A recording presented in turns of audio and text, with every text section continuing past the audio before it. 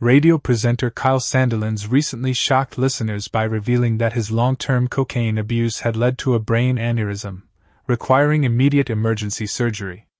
Sandilands, who has been open about his past struggles with addiction, warned his listeners that a life of cocaine abuse and partying are not the way to go.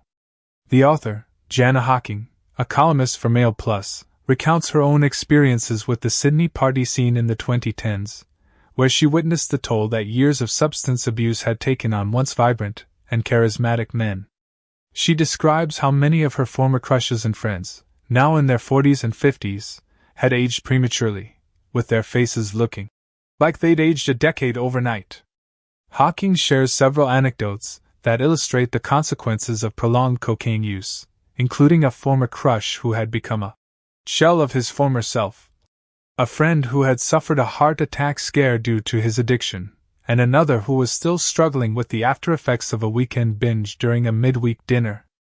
The author laments the Peter Pans of Sydney, the men who have never outgrown their partying ways and are now facing a host of health issues, from premature aging and memory problems to fertility issues and erectile dysfunction.